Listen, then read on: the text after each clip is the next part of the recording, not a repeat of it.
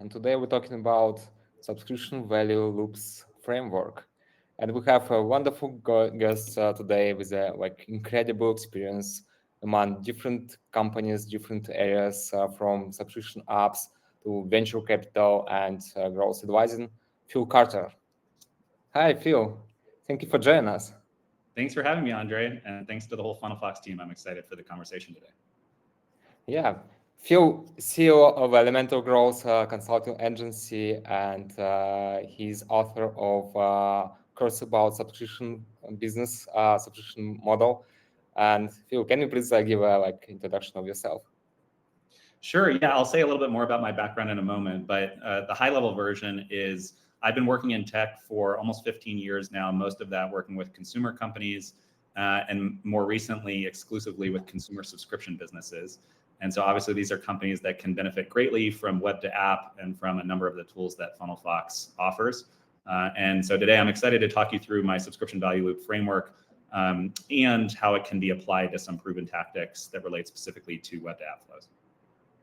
Yeah, great. So value is still a key driver for subscription growth, even in Web2App onboardings. So yeah, it's really relevant for web funnels and in general for subscription-based apps.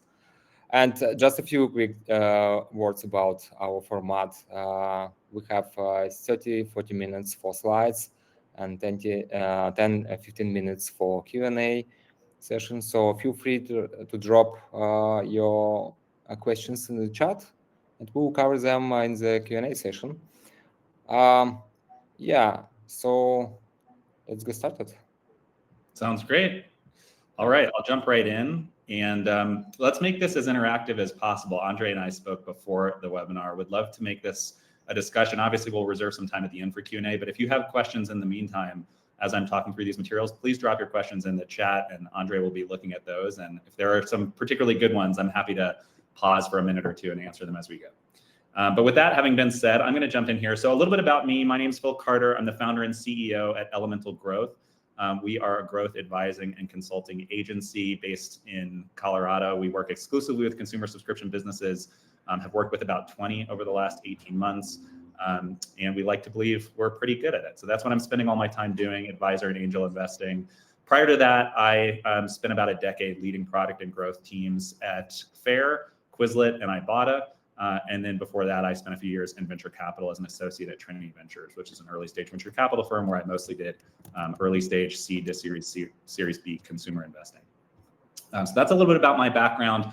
I will say when I was at Quizlet for almost 4 years, that's where I built the product growth team from the ground up. That included everything from top of funnel user acquisition, word of mouth, SEO, all the way down into new user registration, activation, engagement, retention, and then ultimately ended up leading the subscriptions team as well. And so a lot of the frameworks and tools and tactics that I'm going to talk about today that relate to consumer subscription businesses, these are lessons that I learned firsthand at Quizlet and that I now get to apply every day with the clients that we work with at Elemental Growth. So that's my background. Here's our agenda for today. We're going to spend, as Andrey said, about 40 minutes on content. Specifically, I'm going to be talking about the problem, which is that consumer subscription apps are easy to launch but hard to scale. A framework that I developed. I wish I had had it when I was at Quizlet. I sort of learned the foundation that led to it while I was at Quizlet. But just in the last couple of years, I've developed this framework called the subscription value loop for growing consumer subscription businesses. So I'm going to talk through that framework, and then I'm going to make it very specific and actionable. So I'm going to talk about how you can quantify your loop, identify your biggest growth opportunities, and accelerate your growth. And there's a tool that I've built called the subscription value loop calculator that you can use to do this for your own businesses. So we're going to make this practical. It's not just going to be theory. Then we'll get into proven tactics. So I'm going to talk through 6 proven web-to-app tactics for improving the performance of your subscription value loop. Some of these will be web-to-app specific. Some of them will be applicable whether it's web-to-app or direct-to-app onboarding. But given that the theme today is web-to-app, I'm going to try to make it as web-to-app specific as possible. And then finally, we'll open things up for Q&A in the last 20 minutes or so. But as I said, if you have questions as we go, drop them in the chat, and we will take them as we go. So let's start with the problem. And I post about this on LinkedIn and Substack quite a bit. And then that is that consumer subscription apps are easy to launch, but hard to scale. So what do I mean by that? Well, first, let's take a step back and talk a little bit about the subscription economy ecosystem. So since Apple and Google launched the ability for mobile apps to monetize through subscriptions over a decade ago, the subscription economy has exploded. There are now more than 100,000 subscription apps in the App Store. This is according to data from App Figures. And most of those 100,000 consumer subscription apps are tied to one of about a dozen categories, the biggest of them being health and fitness, education, productivity, media and entertainment, and then there are a number of smaller categories as well. So there are many, many consumer subscription businesses out there.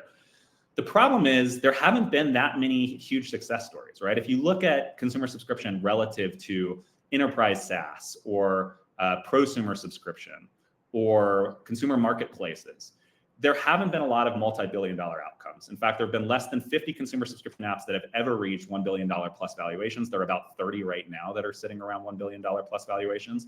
And there are fewer than 10 that have surpassed $10 billion valuations and or gone public.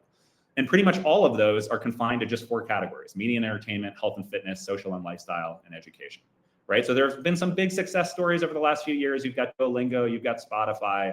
There's some real bright spots, but there haven't been that many. And then I'm not presenting this slide today, but even if you look at the companies that have gone public in the last 5 years, companies like Duolingo, Bumble, Grindr, Dropbox, Spotify, there's been a lot of volatility, right? They've had their fair share of ups and downs in the public markets. And if you step back and ask why, like, why is it that of all these 100,000 plus consumer subscription apps, there are fewer than 50 that have ever achieved venture scale outcomes of $1 billion plus outcomes? It really comes down to 3 things. Like, these companies are easy to get off the ground, but relative to B2B and consumer marketplaces, it's harder to acquire users. A lot of these companies are dependent on paid advertising through Meta and Google to acquire users, and that's gotten even harder in the wake of ATT and SCAN, which is part of the reason Web2App flows have become more important. We're going to talk about that later. Number 2 is it's hard to retain users. So unlike B2B businesses, where once you've acquired a new account, they're probably going to retain for many years, consumers are very fickle. And so they're easy come, easy go. And I'm going to present some data in a moment that shows just how easy it is to churn these consumer subscribers. And then they're hard to monetize. Like, you can't land and expand and get net revenue retention over 100% the way you can in B2B, because typically you're just selling to one person and you're usually only selling a single subscription tier. And so it limits your flexibility to offset the churn of your lower value subscribers with increasing the value of your highest value subscribers. So those are the fundamental headwinds that are making consumer subscription hard to scale. And you don't have to just take my word for this. You can look at the data. So there's publicly available data from over 30,000 consumer subscription apps that use various SDKs, which means the data is very reliable. And if you look at even top quartile apps, so apps in the top 25% in terms of their performance, even those top quartile apps are only converting less than 6% of installs into subscriptions. And then they're losing more than half of their annual subscribers after 1 year and more than half of their monthly subscribers after just 3 months. So that's a really difficult set of data points if you are a consumer subscription founder, CEO, or growth leader, and you're trying to get your company funded by a venture capital firm, right? These numbers will not support the types of outcomes that venture capitalists want to see. But there's good news, which is if you get all the way up to the 95th percentile, the story changes significantly. So these top 5% of apps, they're converting installs to paid subscribers at a much higher rate, over 15%. And they're retaining well over 60% of their subscribers after 3 months in the case of monthly plans and after 1 year in the case of annual plans. So these are the types of numbers that venture capitalists will look at and say, okay, I can fund this company. This could be $1 billion plus outcome. So then the next logical question becomes, okay, how do we become one of these top 5% of apps? How do we become, one of the 1 in 20 that is performing well enough to sustain growth over a long period of time and ultimately achieve the sort of scale that VCs want to see? So this is where the subscription value loop comes into play. This is a framework for growing consumer subscription businesses. And so in this framework, I break it up into 2 parts. First, the best consumer subscription apps are built on a unique and enduring core value promise. And I use those 2 words very deliberately. It needs to be unique because there are so many apps in the App Store now that there's got to be something about your product that stands out, that makes it different from all the other education or health and fitness or productivity apps out there. And then the second is it has to be enduring. You can't just give away all your value within the first month or 2, or there's no reason for a subscriber to continue paying you. So for a subscription business in particular, you've got to deliver value over a long period of time in order to retain these subscribers. And so I've given you 4 examples here: Spotify, Duolingo, Strava, and Tinder, and what their core value promises are. But my guess is even if I took these names away, most of you would probably be able to guess what companies I'm talking about, because the core value promises of these companies have become so synonymous with their brands that you don't even need the name or the logo. You just know who I'm talking about. And then the second step is the subscription value loop itself. So the value promise sits at the center of this loop, but then you have these three steps: value creation, value delivery, and value capture. So value creation is all about creating unique and enduring value for users and subscribers. This work is typically led by core product teams. And it's the first and most important step, right? Because if you're not creating a certain amount of value, then nothing else matters. You don't have product market fit, and people aren't going to give you the opportunity to convert them into subscribers. The second step is value delivery. This is typically led by marketing teams or growth product teams. If you're a prosumer subscription, maybe you have a small sales team, but one of the nice things about consumer apps is they generally don't need sales teams. So it's typically marketing and growth product. This could be paid ads, it could be SEO, ASO, word of mouth. But this is getting the value that you create with your product into the hands of users as quickly and cost efficiently as possible. And then the third step is value capture. And this is the most overlooked step, especially by early stage startups, which is we're giving away all this value, but we're not converting enough of it back into revenue in the form of subscriptions. And as a result, we don't have a sustainable business. So increasing your effectiveness across each of these three steps, value creation, value delivery, and value capture, is the key to increasing your LTV to CAC ratio, your customer lifetime value divided by your average customer acquisition cost, and decreasing or accelerating your payback period. And so the better you get at each step in this loop, the higher your LTV over CAC gets, the faster your payback period gets, and the more you can reinvest capital back into the business efficiently to grow as fast as possible. So I'll give a few examples of one for each of these steps. So with value creation, building a great product that offers ongoing value to subscribers, we'll start with Duolingo. They're sort of the poster child for success in consumer subscription over the last 5 years. And they do this as well or better than anyone else, right? Immersive onboarding flow, where they're not just telling you why Duolingo is different than Rosetta Stone or all the tired old language learning apps out there. They're actually showing you in real time. And within your first couple minutes, you understand what makes Duolingo special. They're using gamification tactics, so streaks, badges, leaderboards, challenges. All of these lead to a more fun and engaging experience. Personalized lesson plans. So Duolingo actually has its own machine learning algorithm called Burn Brain that it's used to optimize the level of difficulty for any given student at any given time. And that drives what specific questions they get in each of their lessons. And then proven efficacy. They're not yet at the point where you can learn a language every bit as quickly or effectively on Duolingo as you can in a college course, but it's getting pretty close. And given that you're paying maybe $80 a year for Duolingo versus however many thousands of dollars for a college course, it's a very good deal. So that's value creation. And you can see here how this is very unique and enduring value that Duolingo is creating for its subscribers. The second is value delivery. So this is delivering value through cost-efficient user acquisition. The example I'm using here is Strava. And there are a number of ways that Strava has found creative opportunities to spread the word about its product without relying too much on paid ads. So viral word of mouth, there's the whole mantra, if it didn't happen on Strava, it didn't happen. So Strava's become ubiquitous among cyclists and runners. They're sharing on social media, right? Like after you complete your workout on Strava, you want other people to know about it. So you don't just post it on Strava. Oftentimes you'll also post it on Facebook or Instagram or whatever your social media network of choice is. There's influencer marketing campaigns. So Strava has more and more started to lean into influencer athletes to spread the word about its product. They do this annual Camp Strava event in person where they fly in some of their top athletes from around the world, as well as their user community. And it's sort of a force multiplier in everything else they do. And then I saved paid marketing for last because they are relying on paid ads. At some point when you get large enough, you have no choice. You're going to be spending millions of dollars on paid advertising, but they've gotten more and more efficient about how they do that. And Web2App flows is one way to increase the efficiency of your paid spend, which we'll get to when we get to the proven tactics here in a moment. And then third step is value capture. So converting free users into subscribers and generating revenue that you can reinvest in the business. The example I use here is Tinder, and I actually have Ravi Mehta, the former chief product officer of Tinder, as one of the featured guest speakers in the course I teach in consumer subscription growth. Part of the reason I chose Tinder as an example here is because dating apps have it extra hard, right? Like if you're a really good dating app and you do your job finding attractive singles for your users, then eventually those people are going to turn off the platform because they find somebody they really like and they don't need to be on a dating app anymore. So what does that mean? It means that companies like Tinder and Bumble have to be really, really efficient about capturing value from their highest intent users and subscribers as quickly as possible in their user journeys. And so Tinder does this in a number of ways. They have multiple subscription tiers: Tinder Plus, Tinder Gold, Tinder Platinum. Each of those tiers has a very unique and differentiated premium value promise, right? So Tender Plus is all about getting you more opportunities to swipe and being able to promote your profile in the feed. Tender Gold is all about getting you more matches and higher quality matches. And Tender Platinum actually goes a step further and allows you to message people on Tender before you even match. So those are three very different value props that build on one another, but it's clear to a subscriber what incremental value they're getting as they move further up the chain from Tender Plus to Tender Gold to Tender Platinum. They supplement this with consumable in-app purchases. So things like boosts and super likes that supplement the value that you get from a subscription tier. They do price testing and optimization very efficiently, just like most consumer subscription businesses. And then they've gotten very good at contextual upsells, merchandising the different premium features and value props of their products so that free users know right from the very beginning that Tender offers a premium subscription and what they're going to get out of it. And so all of this means that Tender's whales, its most valuable users, are generating the maximum amount of revenue they can from very early on.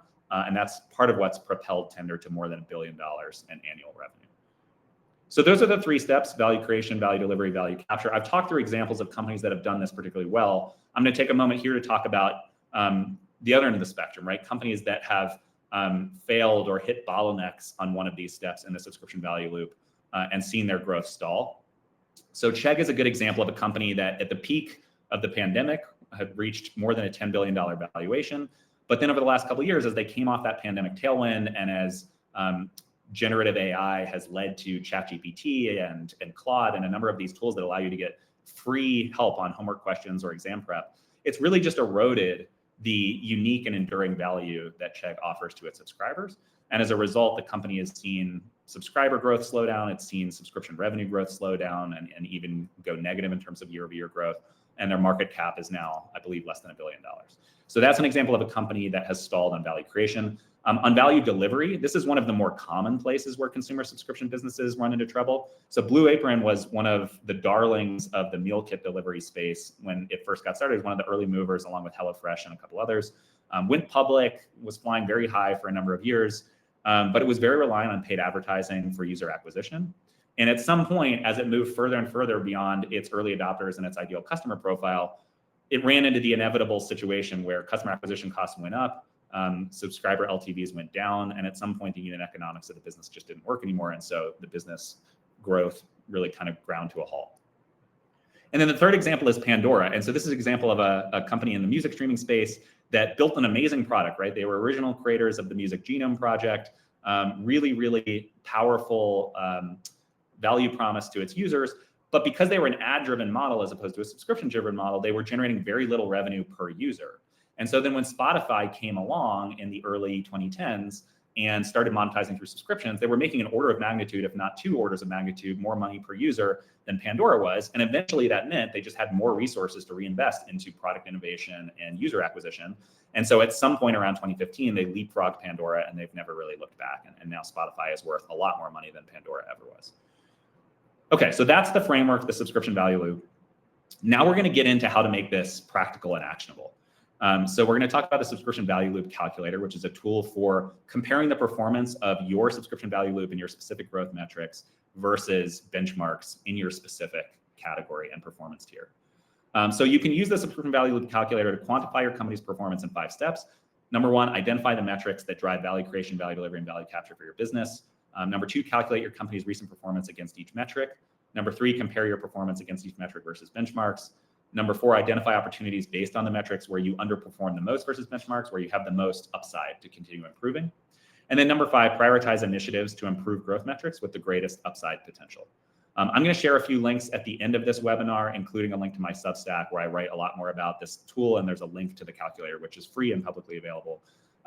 But in a nutshell, the way the tool works is you plug in which category your app is in. You plug in which performance tier you want to compare yourself to, 25th percentile, 50th percentile, 70th percentile, or 95th percentile. So there's percentiles that I showed in those tables at the beginning of the webinar. I'm now currently working on version 2 of this tool, which is going to add geography. So you'll be able to look North America versus Europe versus Latin America, Asia, Middle East and Africa, and compare your performance to specific benchmarks for your geography. And then what you get is this output where you can see your numbers in the blue column relative to the benchmarks for your specific category, performance tier, and geography in the white column. And then in the farmost column where you see the red and the green, you're getting the delta between your company's performance versus the benchmarks that are specific to your category, geography, and performance tier. And what you want to look for is the red, right? Because the red is telling you where you have the most opportunity to grow and improve. So to take this hypothetical example, this is made up, but this is a hypothetical health and fitness company in North America. When you look at their LTV over CAC, it's 2.7, so that's not bad, but it's below the 3.3x benchmark for their category performance tier. Payback period is slightly longer than the target would be for their category. But then the next question is why? Like, where are they falling short, and why are these top line LTV over CAC and payback period metrics not where they want them to be? And so for this specific company, it looks like sign up and activation rates are lower than they would ideally be. The prices are a bit lower than other apps in their category. And then the annual plan mix is significantly lower than the benchmark for other North American health and fitness apps. And so the takeaway that you might draw here is the company's doing fine on trial start and conversion rates. They're converting users into subscribers at a high rate. They're actually overperforming on subscriber retention and reactivation, which is great. So users like the product. It's not a product market fit problem. It's simply that they're not onboarding new users efficiently enough, and then they're underpricing their product. And so that's leading to inefficient value capture, which is dragging back their LTV over CAC and payback periods. Okay, so it's now it's really useful to calculate that and compare your metrics with the benchmarks. That our customers also always looking for some benchmarks. Does it include like benchmarks for Web2App funnels and like calculation about web onboardings flow, or it's just only for app monetization? Right now, it's much more focused on direct to app. But I will say this is version 1 of the tool. So I just released this tool for the first time in September. It was part of the guest post I wrote for Lenny's newsletter. I'm working on version 2 right now. And over time, I plan to release a new version of this every 12 months or so. And so web to app specific metrics will be coming, probably not this year, but maybe next year. And it's something I'd love to partner with FunnelFox on, because I know you guys have some of the best benchmarks out there on that.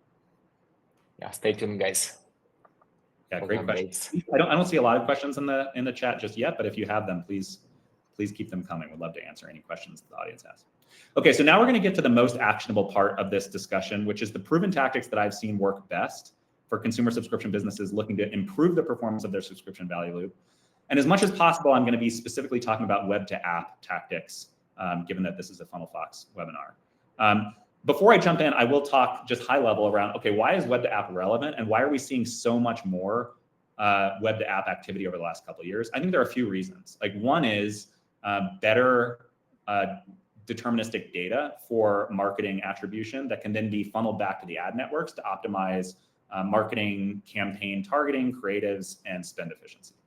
Another bucket is web to app flows. If you can get the user to actually check out on web, then you avoid the 15 to 30% app store fees, 15% if you're less than $1 million in annual revenue, 30% if you're over $1 million. And for the most part, especially if you're using a service like Stripe or Adyen for checkout, you end up with higher long-term subscriber retention rates because you just have fewer payment failures and involuntary churn issues on web than you do on mobile. And then the third reason, which is maybe one of the more overlooked reasons, is it's just much faster and easier to A/B test and iterate on web than it is with the mobile apps. You don't have to go through a whole new dedicated app release. And so that means that you can learn faster and you can compound those gains more quickly. And so those are three of the primary reasons that you're seeing a lot of companies, especially in the wake of ATT and SCAN, since Apple released App Tracking Transparency in 2021, invest in these web to app flows. But let's make this more specific. So I'm going to talk through 6 tactics, and I'm going to sort of go from the beginning of the user journey to the end of the user journey. So tactic number 1 is delivering immediate value, ideally within the first minute of a user's onboarding experience. So which step does this tie to? This relates very much to value creation, right? You are demonstrating value to a new user as quickly as possible from the moment they install the app. Target metrics here would be sign up or registration rate, trial start rate, trial conversion rate, and then obviously trial start time, trial conversion gets you to install to paid conversion rate. If you don't have a trial, same idea here. It would just be install to paid, and you'd remove the trial component. But it's all about getting people activated, getting them registered, and getting them to jump into your subscription. So specific tips here: emphasize your core value promise right from the very beginning. Conduct a psych audit. This is a framework developed by Darius Contractor, who's one of the first growth PMs and marketers at Dropbox. Basically, the idea is you're looking at every screen and every component on every screen in the onboarding flow, and you're front loading screens and experiences that deliver positive emotional experiences or positive psych, and you're backloading screens or experiences that create friction or generate negative psych. And then you want to personalize the experience as much as possible. So the example I've chosen here is Duolingo. Duolingo is best in class when it comes to not just telling you why their product is different, but showing you why it's different within the first 1 to 2 minutes of using the product. They obviously do that in the native app experience, but more recently they've invested in doing this on web. And so within the first minute of using Duolingo, you're asked a few simple questions: what language you want to learn, you do a baseline test so that they understand what level your proficiency you're at, you answer a bunch of questions, and then at the end of that first lesson, you get your streak, you get your points, you get your first badge, you understand what makes Duolingo different, which is all of these gamification mechanics. And so you already have reached the aha moment, right? You don't need to be told why Duolingo is special. You understand intuitively why it's special because you've experienced it firsthand. And the fact that they can now do this in a web-based onboarding flow is tremendous, because it means that they're getting deterministic data on which users are answering which questions and how the difficulty of questions relates to whether or not they convert at higher rates. And they can funnel all this data back to the ad networks to make their ad spend more efficient. Now, I will say with value creation in particular, one of the challenges of a web to app flow is if you have native mobile app features that don't necessarily work in the context of a web experience, then it can limit your ability to show your full value promise in a web flow. But if you're creative, you can often find ways to get most of your core value promise across, even in the context of a web experience. And I think Duolingo has done a great job of this, right? They don't need the native app to do all this stuff. They can do it in web, and then they benefit from better marketing data, better subscriber retention rates, and better gross margins because they're avoiding those app store fees. I always mention Noom in this case. I think the Noom does that very well with the graph of weight prediction. It's like it says when you lose your weight, you hit your target weight in the web onboarding. I think it's a great aha moment for users to see this graph after answering some questions. Yeah. I'm glad you brought up Noom for two reasons. One, I think it's another great example of there's nothing about Noom's onboarding experience that requires a native app, right? They can do this web as they can in native, and they can get all the benefits of web to app by doing that. The second thing, and this relates to tactic number 2 here, is Noom is famous or infamous, depending on your perspective, for having one of the longest onboarding flows out there, right? Like I've gone through it multiple times myself.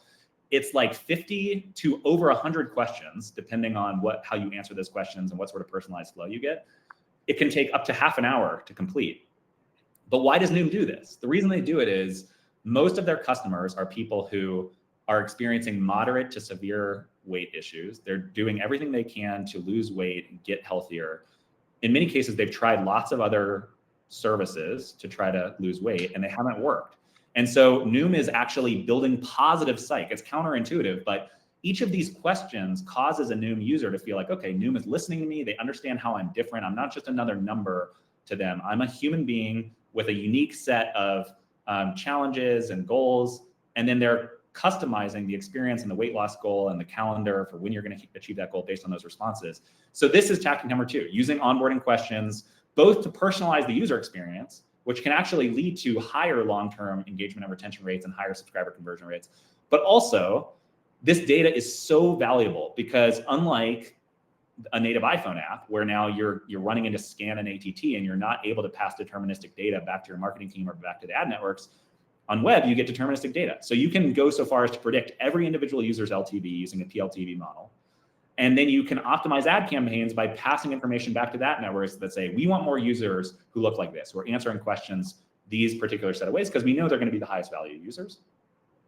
So target metrics, this impacts cost per install, cost per trial, paid CAC per subscriber. Specific tips, I mentioned the detailed onboarding quiz, predicted LTV model. We talked about Noom, but the example I use here is Ladder. So this is a fitness app, specifically a strength training app, that has been on a tear over the last couple of years. They've grown more than 2,000% since 2023. I actually had their CEO on my podcast last month, and he goes into a lot more detail around how web to app and cracking web to app tied to TikTok specifically drove so much value for the company. So these quizzes can be really powerful, and that's why you see a lot more companies starting to use them, and specifically use them on web where they're getting the full value of the data back. Okay, tactic number 3 is maximizing premium subscription paywall visibility and conversion rates.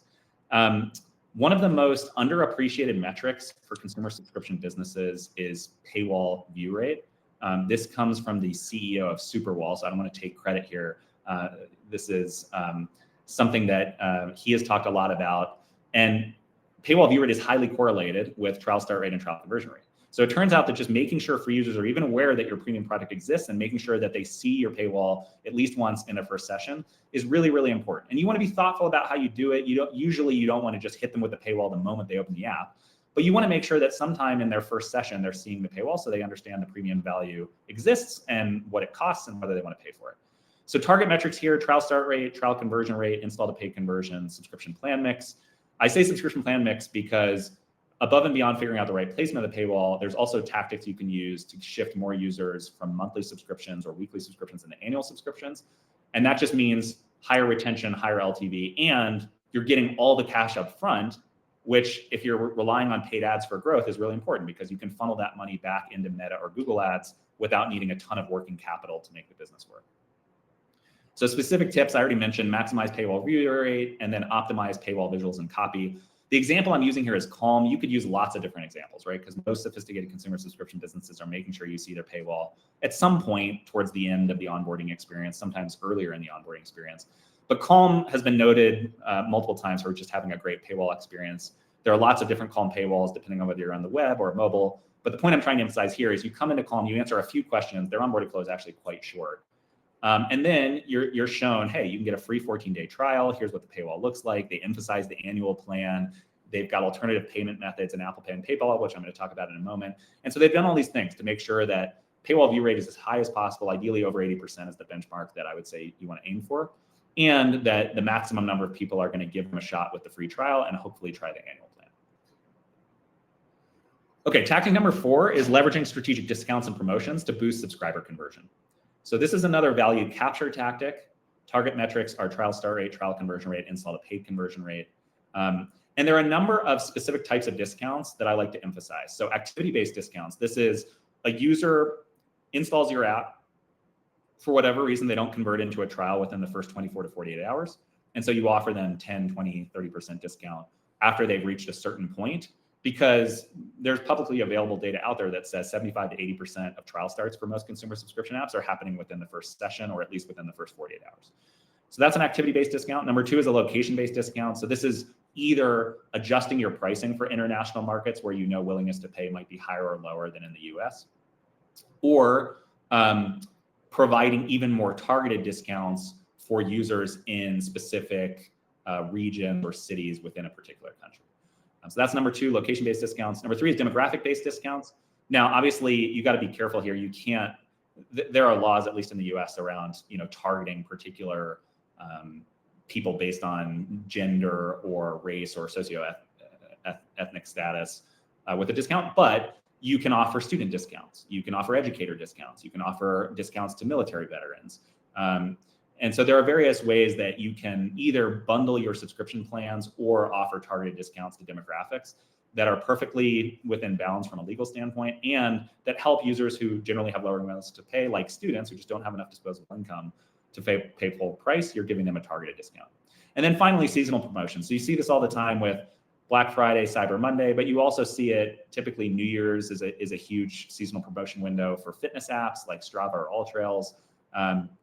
You've got education apps offering discounts around back to school in August and September. So depending on your company, there may be different times of year where this is particularly relevant.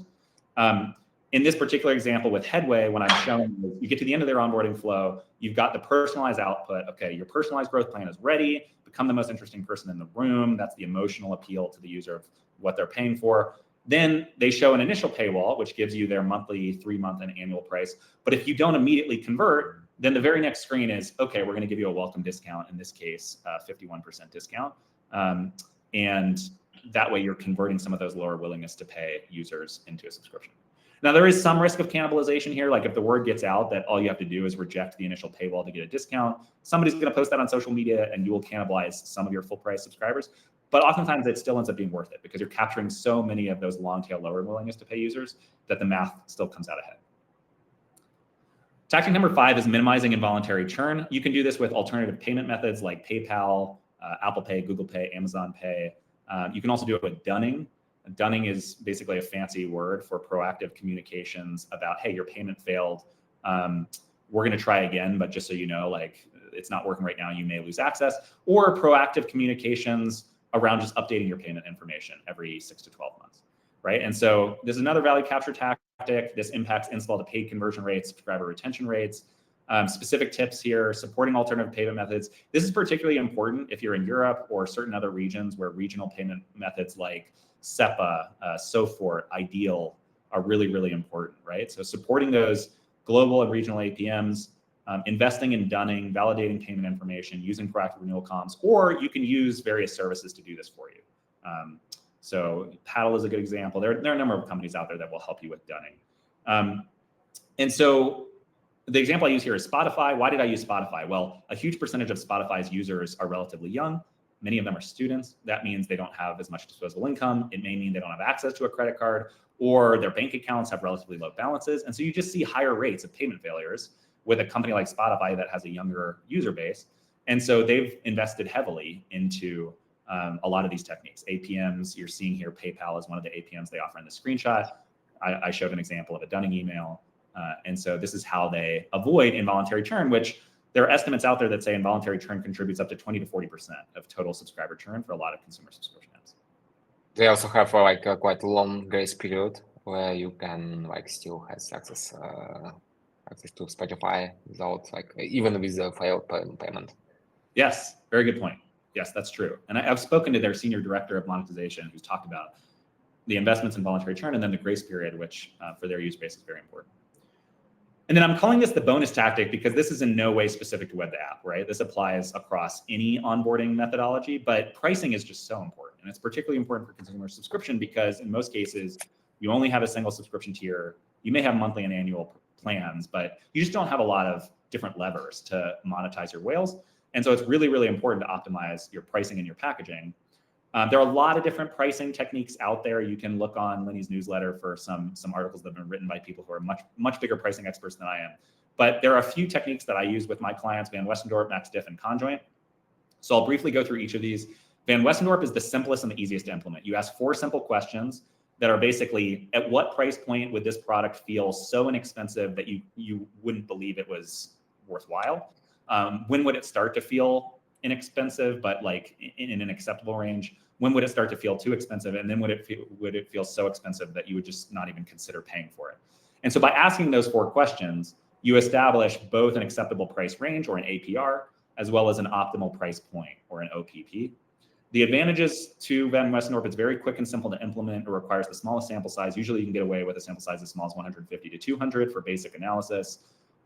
But the results have some bias. Users may underestimate their willingness to pay to agree. And it doesn't gauge relative feature importance or marginal willingness to pay for individual features. So this is just for the overall subscription price. MaxDiff goes a step further. So with MaxDiff, you present a set of premium features, and you ask respondents to select which are the most versus the least important. And they go through several rounds of this. So you might send out a survey to 300 users. Each of those 300 users might go through 10 to 12 rounds of picking from a set of features and saying which one is most versus least important. And then the output gives you relative feature importance. The sample size is still not that large, so moderate sample size, 200 to 300 for basic analysis. When I say basic analysis, I just mean you're not cutting by demographic or psychographic. You're just doing like overall. Obviously, you need a larger sample size if you want to do those secondary cuts. But it requires respondents to make several rounds of selections, which increases the survey length and may hurt survey completion rates. And then it doesn't measure willingness to pay at all. It's just looking at relative feature importance. A lot of times you combine Van Westendorp and MaxDiff. This is what I do with most of my clients, because then you're getting both willingness to pay for the overall subscription and you're getting relative feature importance. And then you can combine the insights from those two into what's called a feature placement matrix, where you get an understanding of which features are worth more or less money to each user. And then the third is Conjoint. So Conjoint asks respondents to select from hypothetical subscription plans with different prices and features. So you're basically shown plan A versus plan B, or even plan A versus B versus C. Price point, feature, and you select from one of those plans, just like you would if you were at a grocery store and you were picking between multiple different brands of milk or soup or cereal. And so it's the most realistic because it simulates a real purchasing decision. It measures feature importance and marginal willingness to pay for each feature. It simulates that real purchase decision, but it's much heavier weight. It requires the largest sample size, 300 to 500 minimum for basic analysis, over 1,000 if you want to do secondary cuts. And then it requires complex survey design and intensive analysis. And so this is typically for larger companies that just have more resources and can do these longer studies. So I'm going to wrap up. I have a question here. Yeah, but we have educational web funnel course where different apps try to launch the web funnels, and the question about pricing and pricing research of willingness to pay is quite pretty common among the cohorts. And the question is that that we just also being asked, and what's the best approach to recruit the audience for this research and for survey? Should it be like the current users of the product, or should it be like users that are recruited from like some platforms with the respondents, or it should be like users just from web onboarding and with the users that you acquired from your paid campaigns? Yeah, it's a great question, and I think I'm going to give you the answer you would expect, which is it depends what your goals are. Always start with the research goals. With most of my clients, I'm focusing on users who have at least touched the product. And part of that is just practical, right? Because at that point you have their email or you have some means of contacting them in the app. And so it's not just subscribers. We're surveying subscribers. We're surveying free users who've never paid for a subscription. We're surveying users who paid for a subscription but then churned. But we're focusing on existing users because it is much simpler, easier, and less expensive to survey existing users who already understand your product versus if you also want to include new users, people who've never experienced your product before. Number one, it means you have to pay. Usually you're paying a service like Conjointly or Momentive or there are a number of other Qualtrics to recruit a panel for you, which costs money.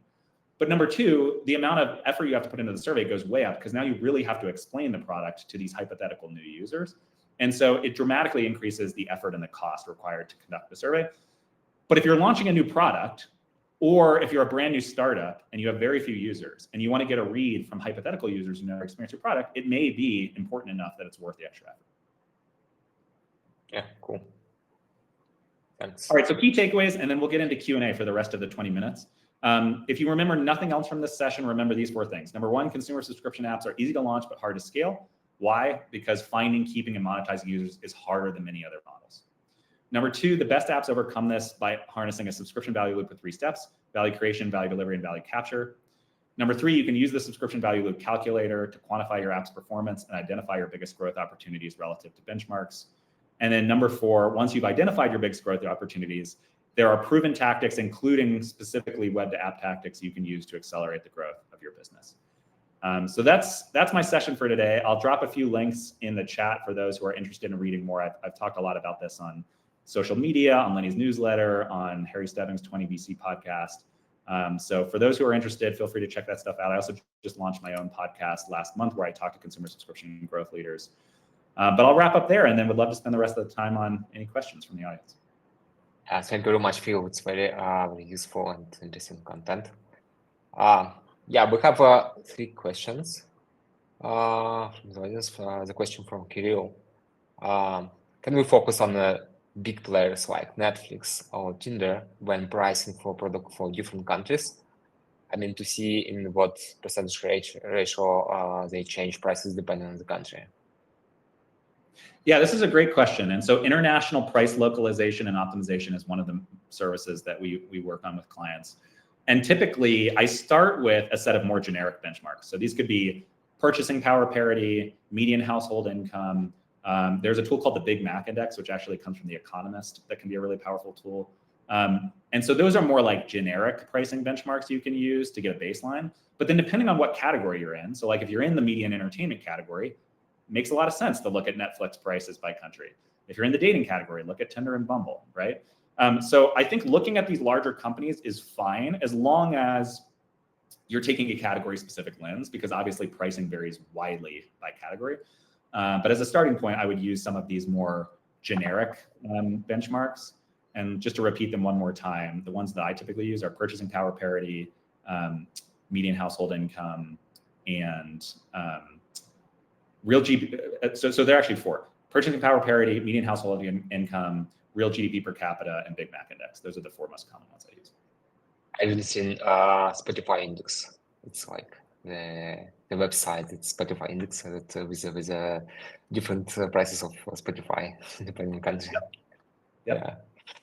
Okay, another question from Vasily. LTV customer acquisition cost ratio 2.7 and payback 6-7 months. Looks like super solid businesses.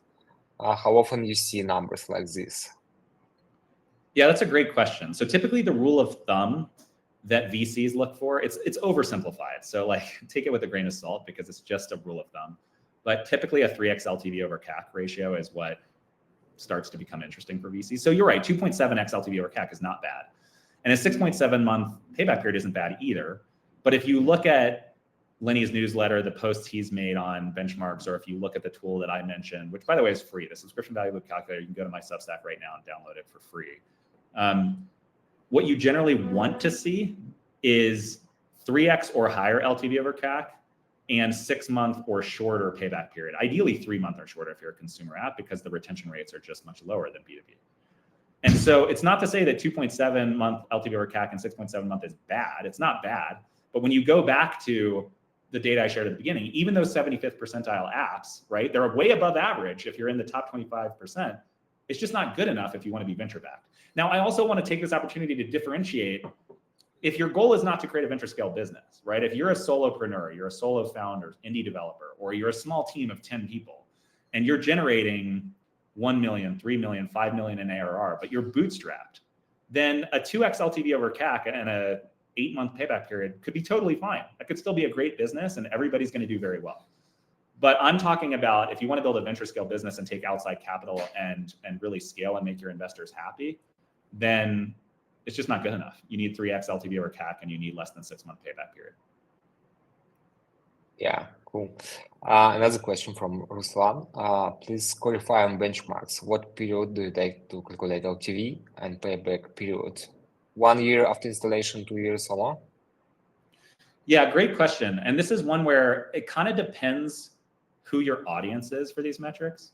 So if you're talking to investors or if you're talking to your board, if you have a board, generally what I see is limit LTV to a year just to be extra conservative, because churn rates are so high in consumer subscription, you don't know how much retention you're going to get after the first year. And with investors, you generally want to be conservative just because, especially with your board, right? It's a little bit different if you're putting together a pitch deck and you're trying to raise capital. But in general, with your board, you want to be conservative and you want to underpromise and overdeliver. But if this is internal metrics, and if you've been operating for long enough that you know that your annual subscribers on average are going to stick around for 2.5 years, or your monthly subscribers on average are going to stick around for 14 months, that would be unusual. But if that's what you're seeing in the data, then it's perfectly fine to have LTVs that extend out beyond a year. You just need to be really confident, because the worst thing you could do is get overly aggressive about assuming your LTVs, or overly aggressive about assuming CACs that are too low, and then project out unit economics that just continue to look great for years to come. And part of this goes back to what I said before, what I call it the cross of death. It's like LTVs go down and CACs go up over time because you're moving further beyond your ideal customer profile as you expand. And so it's another reason to be conservative, because you're fighting against gravity and it's an uphill climb. Things are only going to get harder as you get larger and larger. Yeah, thank you. Yeah, I just want to share also my experience with that. We usually created 3 scenarios for projections, like the one positive, one like super negative, and one in the middle. So we can have like something different plans what to do with our projections. Yeah. Typical high, low, and base case. Yeah, sure. Yeah. Really helpful. Lena is wondering, what are some of the most successful paid channels to spend Web2App marketing campaigns on? If you to pick top 2. You said, what are some of the most efficient growth channels to spend paid marketing dollars on? Yeah. Paid channels like networks, paid networks probably. Yeah, so I'm going to answer this in a slightly more nuanced way, which is it's less about which ones are most efficient and it's more about what your goals are. So what do I mean by that? If your goal is maximum scale, Meta is usually the best channel because it's just massive. There are so many users on Meta. And when I say Meta, I mean the umbrella of Facebook, Instagram, WhatsApp, right? Like all of Meta's properties. And so if you're looking for your workhorse channel where you're going to be able to scale paid advertising to millions of dollars a month, then typically Meta ends up being the winner in the long run. However, if you are a early stage startup focused on iPhone app only, like more and more startups are only doing iPhone to start because monetization rates are much higher on iPhone versus Android. So if that's you, Apple search ads is actually a great place to start because number one, you get deterministic data because Apple doesn't play by its own rules, right? They force everyone else to go through ATT and scan, but if you're running Apple search ads, you get deterministic data back from those Apple search ads. So it's very efficient and it's very targeted because you can target by intent. You can target for specific keywords and queries.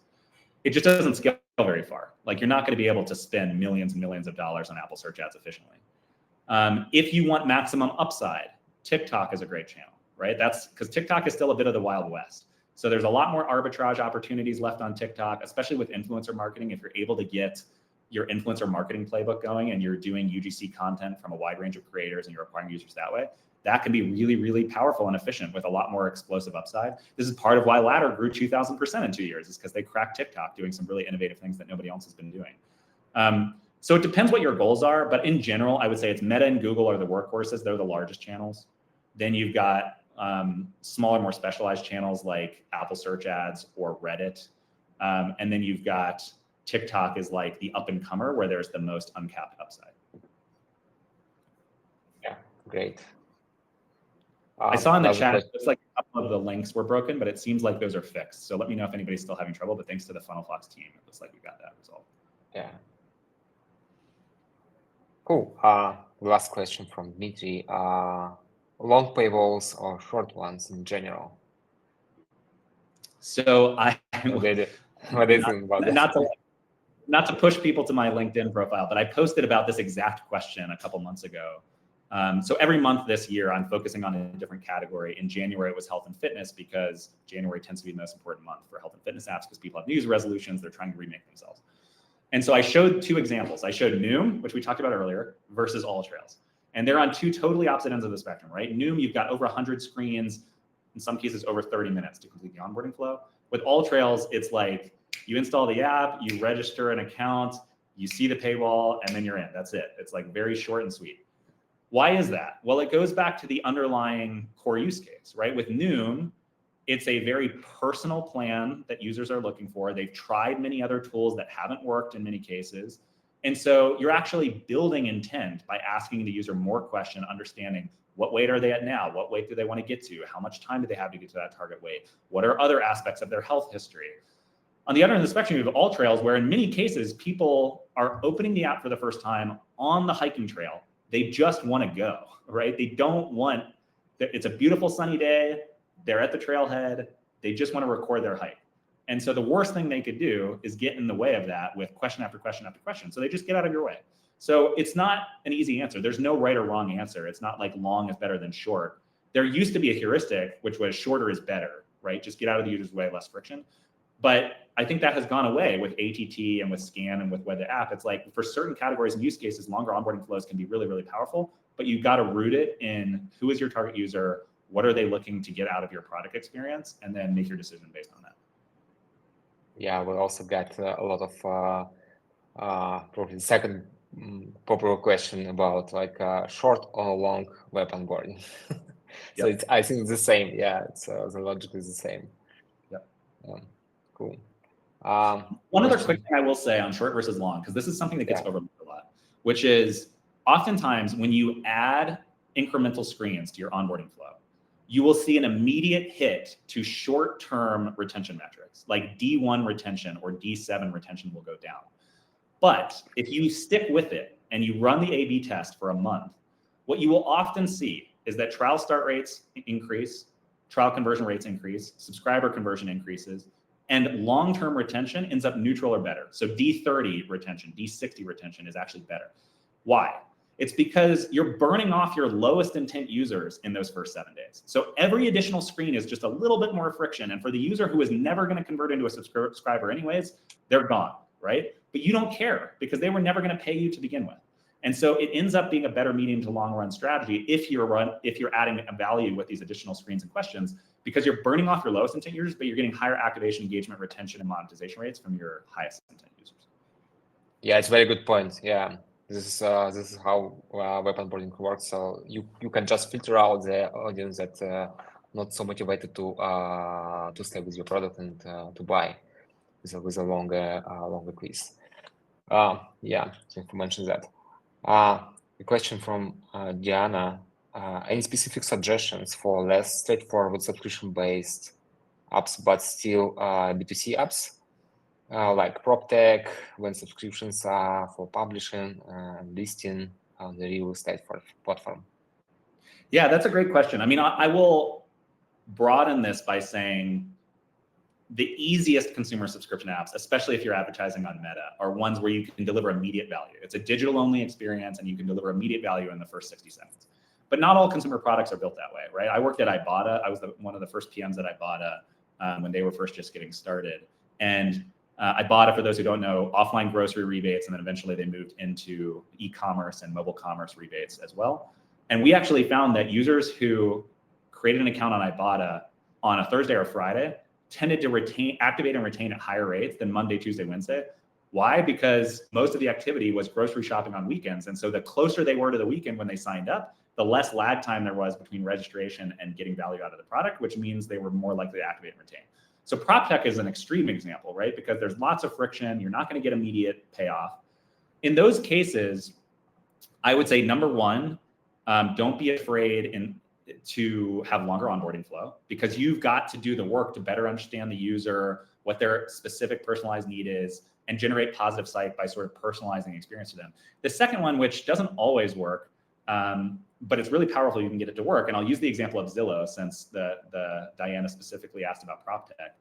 So Zillow has solved this problem of, well, you only buy a house every 7 years on average, right? The average homeowner purchases a new home every 7 years, and there's a huge range of variance around that. But I'm on Zillow almost every day because I want to know both what is the most recent price for my home, and I want to just look at other homes and dream about what could be in 3 to 5 years. And so they've created this, what's called like a minnow use case. You have minnows, dolphins, and whales, right? The whales in this case are the ones going out and buying the $1 million home. But the minnows are the ones who are looking at their Zestimate every day because they just want to keep track of the value of their home. And so if you have a complex product experience, think about, are there ways to deliver smaller amounts of value incrementally for those early new users in the first 24 hours so that you keep them around long enough to get to the full experience of the product?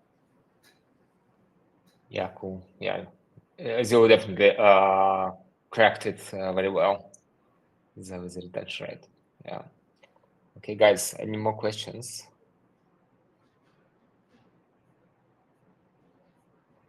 Okay, I have the last one from my side. Great. So yeah, we discussed with different guys about the transition of the market in terms of like mobile apps.